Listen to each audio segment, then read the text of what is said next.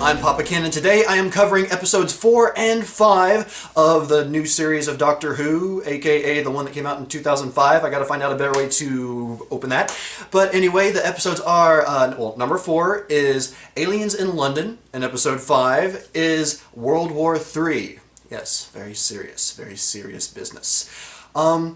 I'm going to try and get through a little synopsis real quick, and hopefully I won't stumble too much. There's going to be a lot of editing, just to warn you. So to start off, the Doctor brings Rose back to her time in London and tells her that they have arrived back 12 hours after they left in episode 1 / the beginning of episode 2. However, his aim is off a little bit because they actually came back 12 months after they left originally. And needless to say, Rose's mom has been a little bit concerned. So when Rose comes into her house and says, "Hey Mom, I've been over at my friend's place overnight," her mom can't believe her eyes because she has returned, and little does Rose know that she's been gone for 12 months. I already said that, being a little bit repetitive. But anyway, the Doctor realizes his mistake, and shortly afterward, as I mentioned at the end of the previous vlog, a UFO crashes through Big Ben, goes on a crash course through London, and boom! Alien life. London discovers alien life, in a sense. We get a bunch of cutaways to the government that are really silly and weird and has what we find out are farting aliens. I'll explain that later. And eventually, Rose's mom finds out that the Doctor is an alien because she finds the TARDIS and can't believe her eyes and is freaking out, oh my god. And as a result, she ends up calling the government on the Doctor because there's already a big scare going on. And Mickey, Rose, and the Doctor end up getting surrounded by the military. And they end up, rather than taking him to jail, which is what I expected at first, they are actually taking the Doctor to the Prime Minister's house, I think it was. I can't remember exactly, but they take the Doctor to the Prime Minister's house, and because he is an expert on all alien life and can help them figure out what to do, they end up finding out that the alien that crashed... Oh, by the way, they found a body in the spaceship. The alien body that they found was not in fact an alien, but a Earth pig that had been apparently genetically modified to have a humanoid form. And it wakes up and it's all freaked out and starts running around like a little piglet. And to backtrack a little bit, at the beginning of the episode, the TARDIS gets spray painted with Bad Wolf. I don't know what that means or what it's supposed to mean, but when I saw the pig, I was thinking, oh, are we going to have a 3 little pigs situation? Apparently not, but I don't know, there might be some sort of symbolism in the episode there, but that's the only mention of a pig and the wolf in these 2 episodes. I don't know. But anyway, after that, the little pig ends up getting shot by a military guy. The Doctor yells at him, "He was scared!" And I again apologize to my British friends, you can hit me later. And a bunch of stuff ends up happening. Everyone ends up finding out that, in fact, a bunch of government officials are actually the aliens, these gigantic Muppets from hell with baby pug faces and black eyes, really creepy. For like the first 5 seconds you see them, then they just look kind of stupid because you see them running around. It's ridiculous. I'll touch on those a little bit later. But anyway, all kinds of chaos goes on. They are trying to get the codes for the nuclear codes because... Oh god, I sound stupid here. Anyway, they try to hatch a plan to essentially nuke the Earth so that they can sell a molten Earth to aliens elsewhere. I don't know. And they end up thwarting that scheme. The Doctor, Rose, and Mickey and all them, they end up thwarting that scheme. And the world is a better place. For whatever reason, even though there was visual evidence everywhere of alien life, it ends up getting written off as a hoax in the newspapers. It's a really weird little... It's weird. It's like, it makes sense when you watch the episode, but in hindsight it's kind of dumb, which is probably more of a reflection of how dumb the human race is, or at least how dumb the writers find the human race to be, which is probably pretty accurate. And at the end, Rose ends up going with the Doctor, despite the fact that her mother doesn't want her to. And end of story, leading into episode 6. Okay, now that I have that, believe it or not, very summarized version of the story in front of you, I'm wanting to hit these 2 episodes by touching on the different characters in the order that I enjoyed them in this particular episode. Let me know what you think of this style, because it might be something I'll revisit, maybe not. It might just be something I use in like dual episode or multi-part episodes. But anyway, the first character that I really liked in this episode, believe it or not, is Mickey. He's probably the most improved character out of any of the others in the show so far. Now, the first episode, both he and Rose's mom were not written very well. In fact, like I mentioned in the first episode, Mickey's name isn't even mentioned until 2/3 through the episode. 2/3 through the episode, when you think he's dead.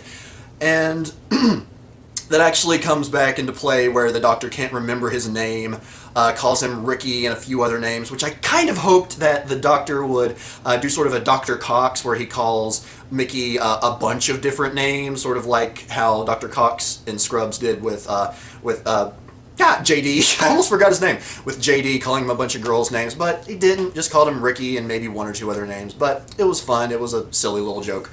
But Mickey really is much more fleshed out as a character in this one, and I really liked that. We get to find out more about his personality. He's still not the best written character, but the actor does a much better job. We get to see some authentic emotions other than him just being goofy, and we find one aspect of his personality that is very much in contrast to Rose, which I'll touch on Rose here in a minute. But when the Doctor, Rose, and Mickey are surrounded by the military, Mickey bails. Like, he just runs off and hides, which is it's a very interesting dynamic, because often in these kinds of in these kinds of shows, you would expect unfortunately because of stereotypes, the female character to be the one to run tail and hide. Well, in this case, Rose doesn't. It's in fact Mickey. But he goes even farther beyond just being a coward or anything like that. It's not so much him being a coward. It's more of a the fight or flight reaction. What is the way in which you defend yourself? Some people fight, some people take flight, and his defense mechanism is taking flight. And it ends up being a good thing, because he's the one that technically ends up saving the world from utter destruction. Because later in the episode, he's essentially given access by the Doctor to a missile silo to send the missile to where the aliens and, unfortunately, Rose and the Doctor and another character are, that I'll hit on in a few minutes. And he's the one that has to make that final decision. And when the Doctor, I think this is the first time that he just authentically says Mickey's name. He says, "It's in your I'm paraphrasing, "It's in your hands, Mickey the idiot." And, just sort of a term of endearment almost. And long story short, the character was just so much more fleshed out, and you come to know the character so much more. And I honestly hope that he does appear in later episodes, because he seems like he could be an authentically fun and entertaining character, especially now that I know so much more about him beyond what we had in the first episode. Now, the second favorite character in this episode would have to be actually a new one that I'm pretty sure will be a recurring character, and her name is Harriet Jones. And the first thing I thought when I saw her come on screen is Sean's mom! Because it's played by the woman whose name I'll put down here. It's played by the woman that played Sean's mom in the movie Shaun of the Dead. And one thing I noticed, or at least at first, I don't know if the woman just sort of has like a perpetual certain look on her face, but in Shaun of the Dead, she looked pretty much bewildered the whole time, and for at least the episode 4, she looked bewildered pretty much the whole time. But then in episode 5, she came around to be, a much stronger character, a very decisive character. And even though we don't learn a lot about her, it's evident that the Doctor has a lot of respect for her, and we don't find out until the end. And obviously, if you're watching this, you're not minding about spoilers, but we end up finding out that she is the future Prime Minister of London, or future Prime Minister of Britain, or however that works. My mind's not working very well right now. But I really like that they introduced her, and the character ended up going from this sort of like, sneaky, trying to fit around the cracks character to a very powerful and in charge woman, and I really like that. Now, the third person that I like the most would have to be Rose. Rose has some very nice development throughout this episode. She goes through a lot, and it's not just that typical damsel in distress situation like was in the previous 2 episodes. We see her go through a lot of growth. We we get to see her experience, some of the reality of her coming back after being gone from her family for a year, leaving her boyfriend behind, and just everything that goes on. It's not a huge development for her, but it further expanded on her as a character, and it brought me to like her that much more. And then the obvious one, it's like the final character that was my favorite, is obviously the Doctor. And the only reason I put him so low on the list is because I already really like him. And there's so much about him that I enjoyed throughout both of these episodes. He's just he's his usual quirky self. And he takes charge of the situation on multiple occasions. In fact, one of the first where he really takes charge, you can't help but think, wow, the British military is very easily influenced.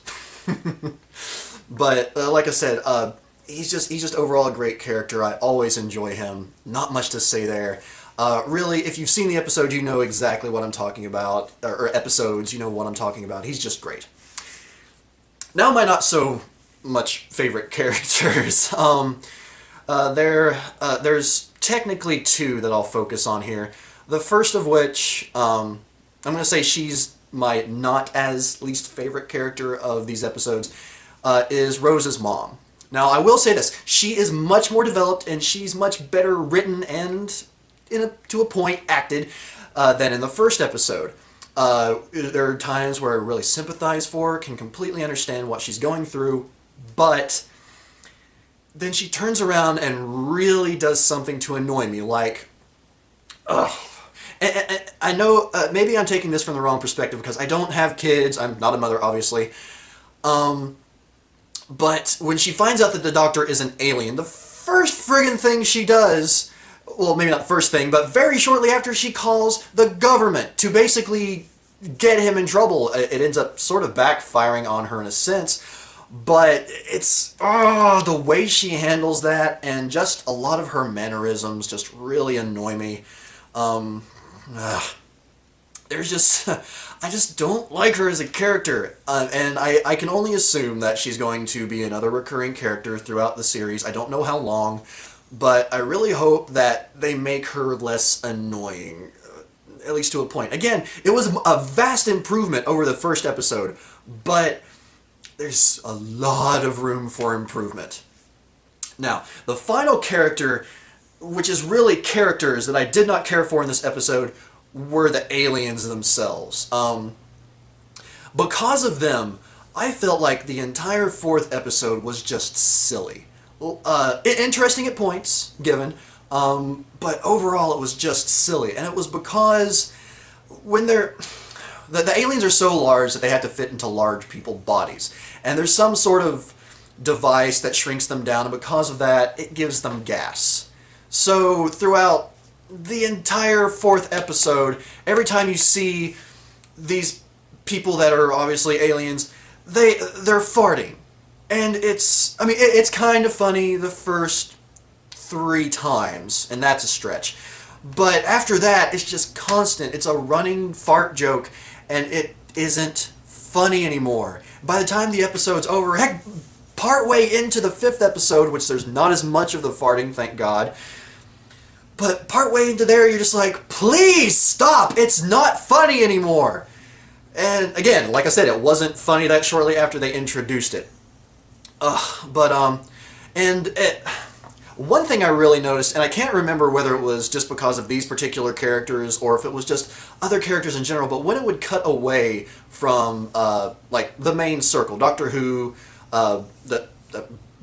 Doctor Who, Rose, Mickey, whenever it would cut away from them and it would just show other people, it was really silly, not very interesting at all, and that's really unfortunate, because, I don't know, maybe it's just because the show is just starting out, they don't know what to do with other characters outside the core ones, but I didn't care for it at all once it cut away from the main characters.